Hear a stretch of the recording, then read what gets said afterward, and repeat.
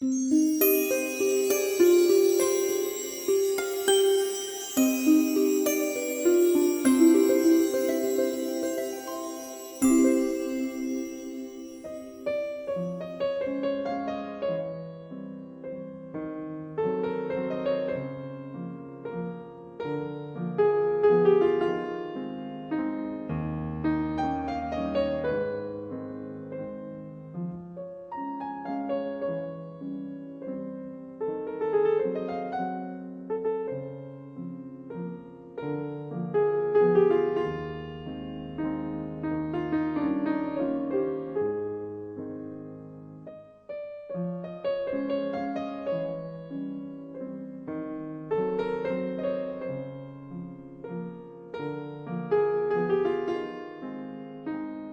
اون زمان کودکی خیلی به سختی ما زندگی کردیم.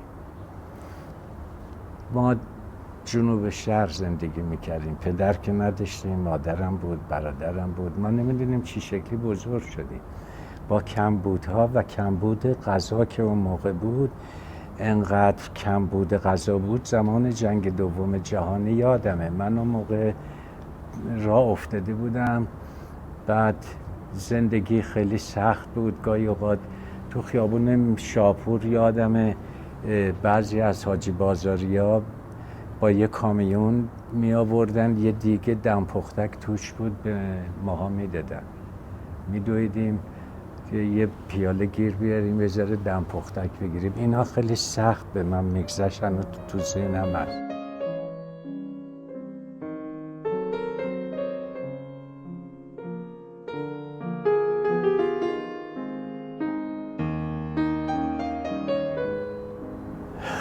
خب یه دفعه به خودم اومدم، اونم از جنگل گلستان با قطار از بندرشاه به طرف تهران می اومدم، چون اونجا مهمان بودم برای یه مدت کوتاهی. یا این برگ بنفش و سبز و پاییز بود، از تو پنجره قطار می دیدم، آبی و نمیدونم زرشکی، همه رقم برگا بود و نورایی هم که از لابلا برگا افتاده بود رو زمین هی رد می شدیم. به خودم گفتم میتونم اینا رو نقاشی کنم.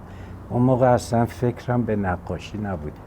این یه باعث شد که دیگه آمدیم دبیرستان و شروع کردیم به خط خطی کشیدن. شروع شد دیگه، تو این راه اومدم، با علاقه آمدم. داره خوب میشه ها، نه؟ حدوداً 65 ساله که هم تدریس هنر میکنم، هم توی هنر هستم و از این جهت فکر میکنم انرژی میگیرم از هنر. الان فکر میکنم امثال من تو این سن سال با عصا دارن راه میرن، منتها من سونا میرم، استرخ میرم، بعد ورزش میکنم، به خاطرم به کارم میرسم.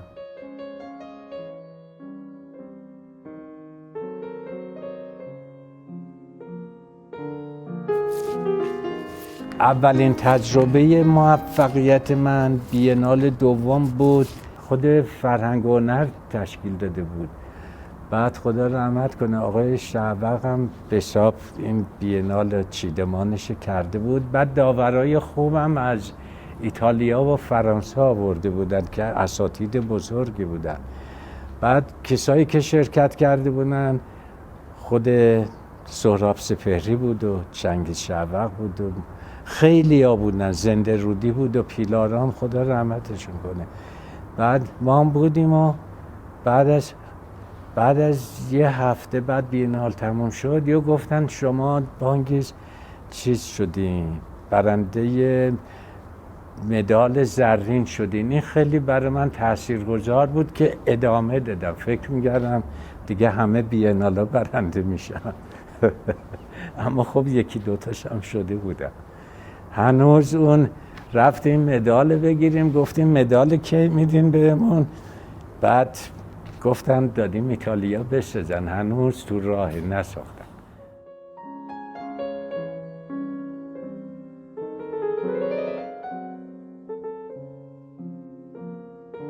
فرهنگ و سنت غنی داریم که بیشترش من استفاده میکنم. سنتی های ما که یه موقع نمایش های روحوزی بود و سیاه‌بازی بود، واقعا لذت میبردیم از اونا کار کردم. دیگه همین مراسم محرم رو کار کردم. غم زنی چون خودم تو تبریز بودم، اونجا مرکزش بود، دیده بودم و یهود وحشت ورندهاش اونا رو کار کردم.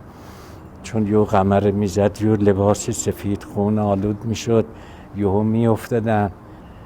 بعد قهوه خونه‌هایی که مرشد داره پرده خونی میکنه، اونا موثر بوده تو کار من.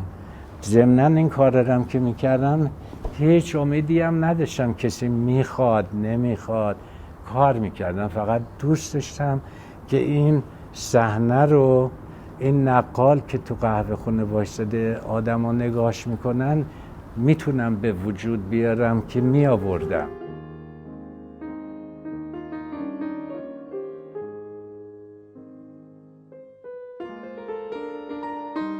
سوژه های من خوشبختانه جامعه است. هر گوشه‌ای که من میرم یه مسئله‌ای که هستش، اونا رو انتخاب میکنم. اول موضوعی که گیر آوردم روش یه چند روزی شبا صبح گاهی اوقات فکر میکنم، موضوع رو بالا پایین میکنم، ترکیب بندی هاشو.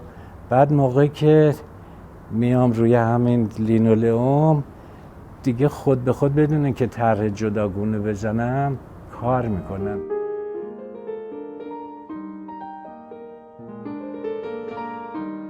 مفهوم نقاشی برای بنده اینه که از لحاظ مدیتیشن بسیار بنده رو سر حال نگه می‌داره.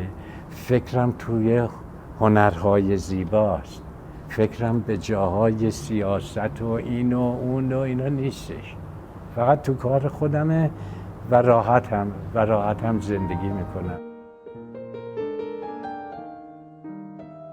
خیال عنصریه که خودمم توش هستم و دوست دارم خیال کنم، بشینم فکر کنم. با خیالی توی جشن‌ها میرم، توی صحنه‌های خوب میرم، توی تاریکی‌ها میرم. هم وحشتناک خیال کردن، هم سازنده است، دوست داشتنیه. بعد بعضیاشو هنرمند میاد اینو میاره روی بومش میریزه. بیشتر کارهای من همین خلاقیت، از خیال به خلاقیت رسیده. صحنه‌ای که من مثلا سینه زنی می‌دیدم، فقط می‌دیدم، شب خیال میکنم، بعد صبح خلاقیت پیش میاد میریزمش روی بوم و اثر میشه.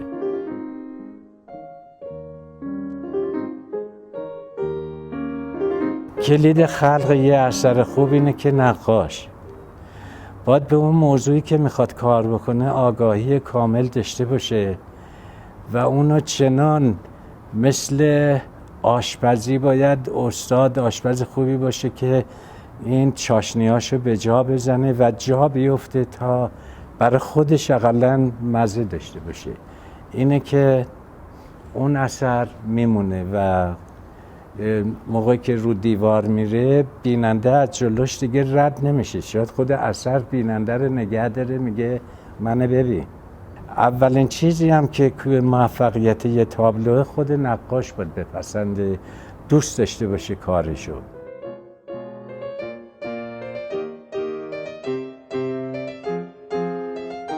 خیلی ها رو دوست دارم، ولی اونایی که بیشتر کارشون نگاه میکنم، کمال الملک ایرونی، حیدریان، جوادی پور، مال خودمون دیگه استاد حمیدی، مال سهراب سپهری، نمیدونم مال سهراب حتی طراحی‌هاش چه انرژی خاصی داره که به آدم منتقل میشه. انرژی مثبت روی تابلو رفته، بعد عین آینه برگشته.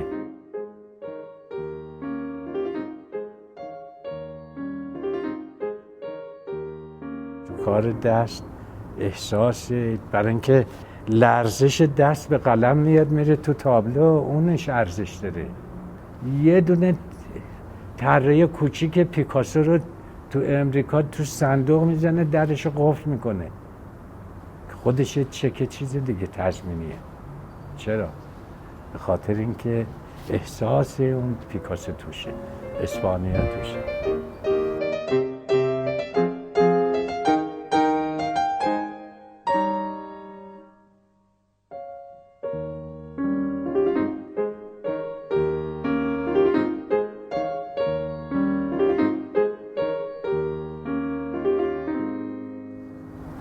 بگذاریم.